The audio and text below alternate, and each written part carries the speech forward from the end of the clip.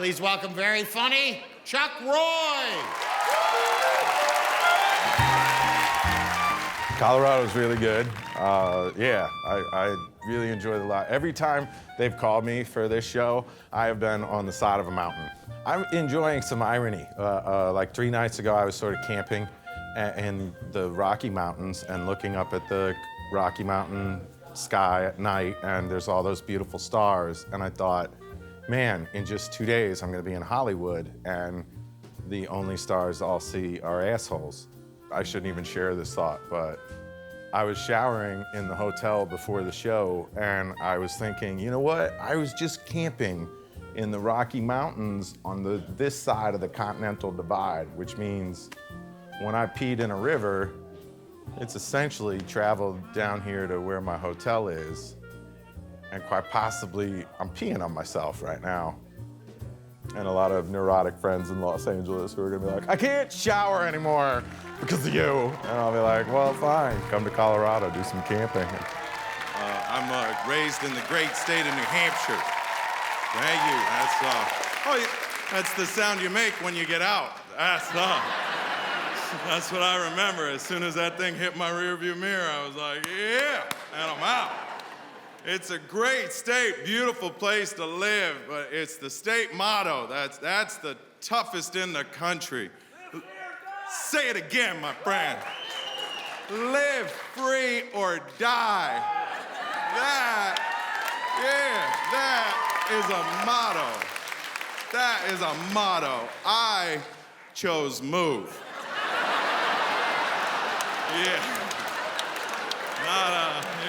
Not one of the 2 choices on the list, but I am an inventive bear. That is what you will learn about me. I live in Denver. That's where I met Louie. I have a 1-bedroom farm right in the heart of downtown Denver.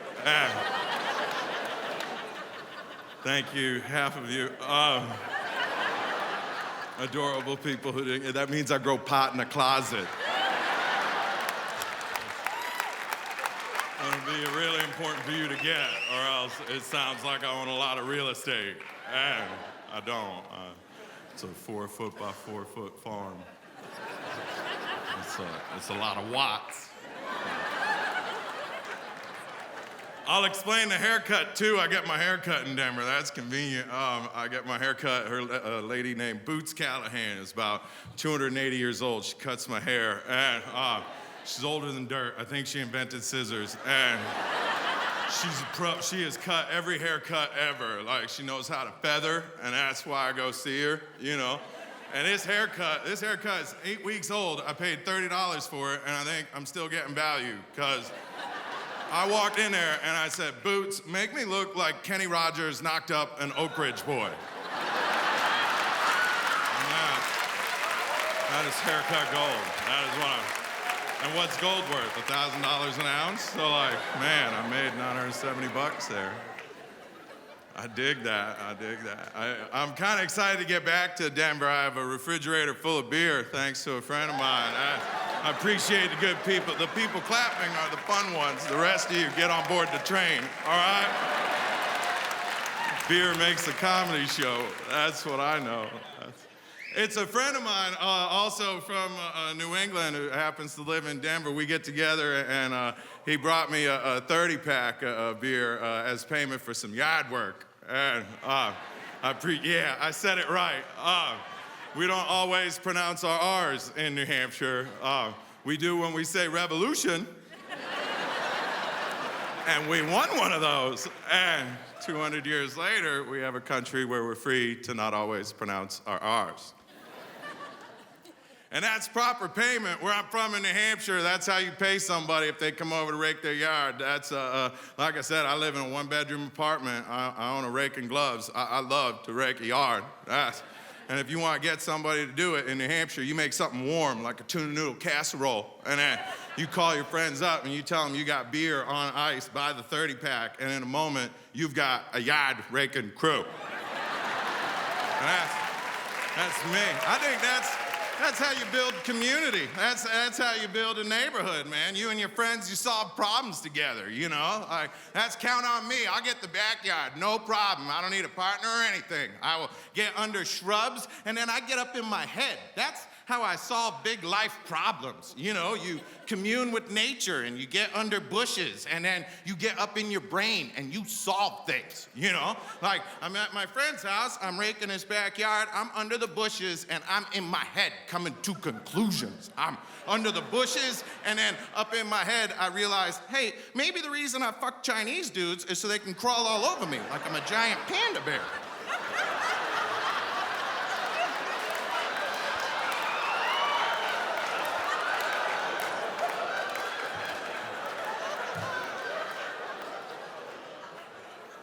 Wow.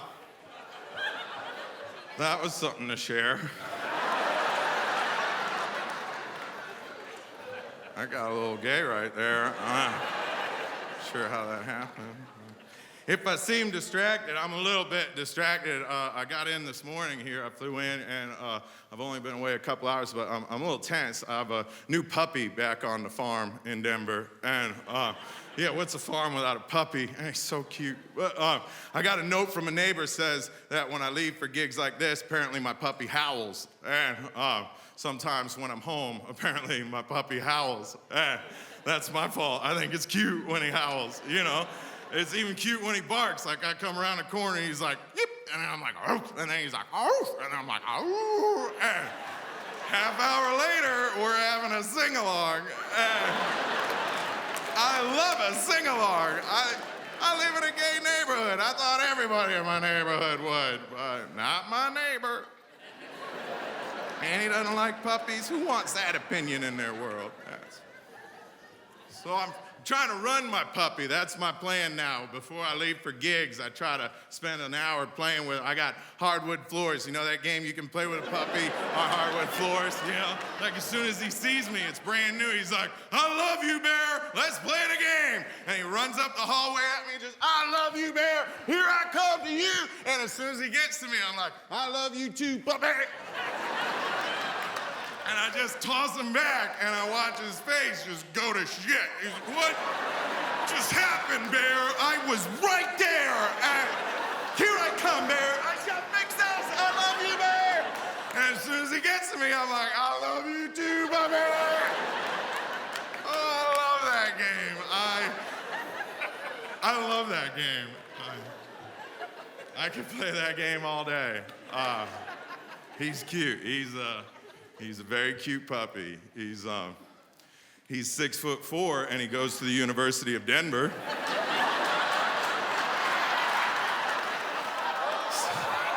He's a purebred. A Scottish Trustafarian. Man, that was another gay joke. How the hell did that happen? You ever realize all your jokes are gay?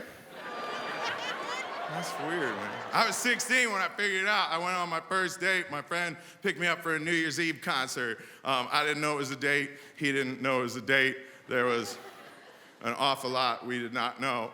And I'll never forget. He didn't know he was gay either, because it's New Year's Eve concert, and he shows up wearing that. Miami Vice was a popular show. Remember Don Johnson would wear those like white pantsuits with like white blazer and white pants and a pink t-shirt, and like that's white on white at a New Year's Eve concert, and that is well after Labor Day. So, and my friend was wearing no socks too. That was stylish. He had boat shoes on and no socks, and my dad right in the middle of the foyer is like, "He's not wearing any socks." Because we live free or die in New Hampshire. But we do that in a pair of socks. It's the whole no socks thing that came into play. That's right before the concert started. My friend sits down next to me, and his little bare ankle is exposed. And I chub up. I'm like, oh, God, am I gay over an ankle? And right there, the lights of the stadium go out, and the announcer goes, "Ladies and gentlemen, please welcome New Kids on the Block." Then you know you're gay. I want to thank Louie Anderson for presenting me.